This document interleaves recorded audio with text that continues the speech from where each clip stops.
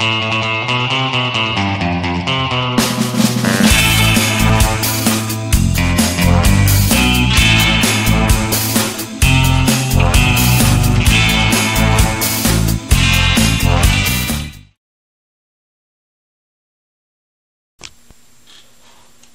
again guys, I'm back with another unboxing.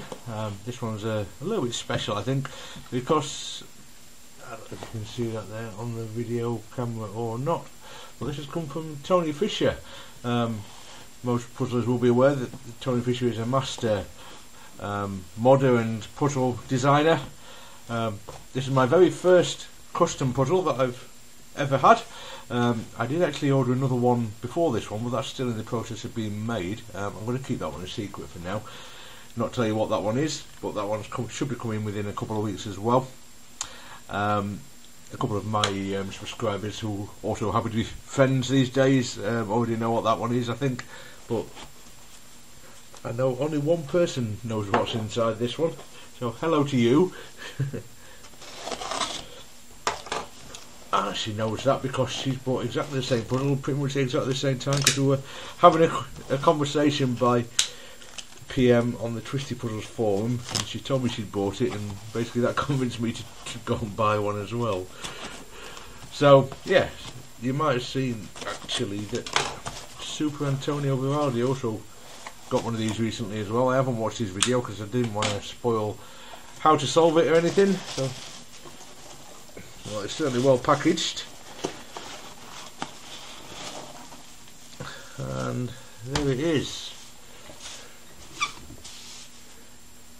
You can probably see now before it's even unpackaged that it's the Siamese 4x4. Very interested to see what this likes to solve. This is going to be like to solve. I've got a kind of strategy in mind, but whether it'll actually work or not, I don't know. But there's only one way to find out. Probably not. Most of my strategies that I plan in advance for puzzles don't generally work. One thing I will say, I'm not over keen on the stickering pattern for these. I've got a couple of Siamese 3x3s. Here they are. And as you can see with these ones, the stickering pattern, each face that faces the same direction is the same colour, and I like it that way. It's the same with the Siamese, it's known. All the faces that face the same direction have got the same colours on. I like that. Now with this 4x4, I'm not sure whether that will actually make it a bit more difficult to solve or not, because the stickers are different in the same direction. You see you've got pink there, which shows up in this light, but you've got pink there, red there, obviously yellow and white, and pink and red again. I don't know whether it make it a bit hard to solve or easy to solve or anything. I don't think it'll change it that much, because obviously it's very obvious right now that the pink has to be the bandage side on both cubes. So yeah, obviously it's just two 4x4s joined together, but they're bandaged, so you can't actually turn these two layers, let's say the left layer of the upper cube or the second left layer separate from the left layer. You can't do, obviously you can turn those two layers together. This is made from two East Sheen 4x4s. They turn perfectly well. You won't want to be speed solving because there's pretty much no corner cutting ability there whatsoever, but this isn't the type of puzzle that you try and speed solve anyway, so I have no concerns about that whatsoever. You might be able to see there that it's signed by Tony Fisher, hand signed, and then a bit of a protective sticker over the top to stop it from hopefully wearing off. I've actually bought some, sent off them, they haven't arrived yet, but I've bought some stickers to replace these in case I decide to do it in the sticker pattern that I mentioned on the other one. Obviously make sure I don't remove that sticker that's got Tony's signature on it, but I don't know, I'll probably give it a solve, or try and solve it first at least. There's no guarantee I'll actually be able to, of course, before I change the stickers and see what I think of it. So yeah, as I said, it turns perfectly well. It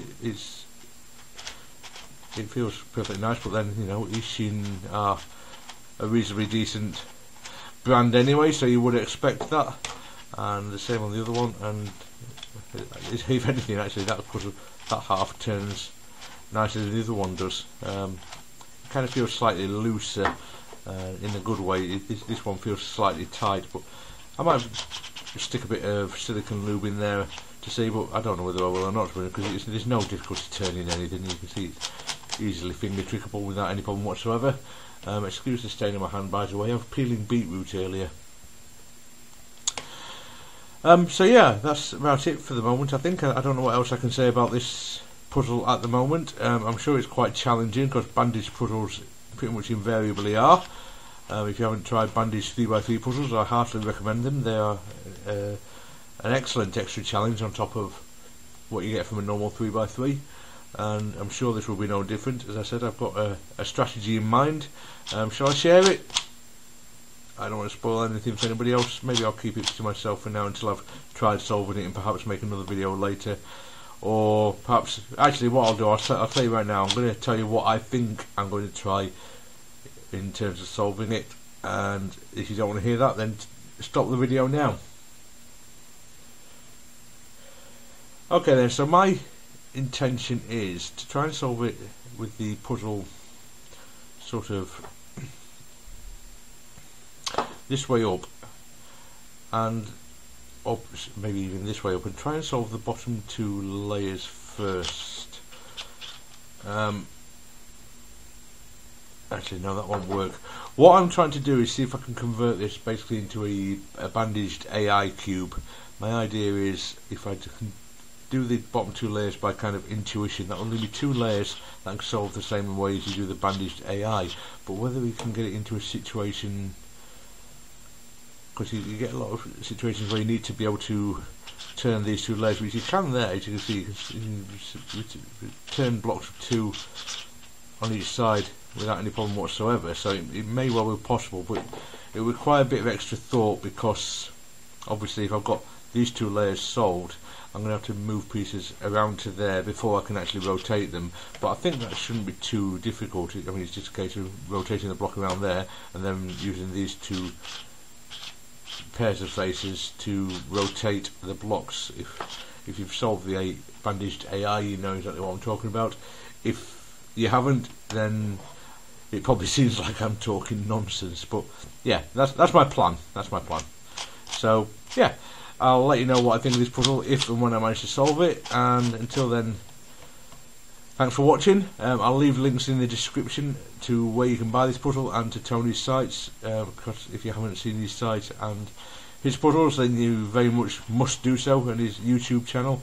He has a lot of interesting videos on there, and he sells a lot of fabulous puzzles, so well worth checking out. Alright then guys, thanks very much for watching, and I'll see you next time. Take care now.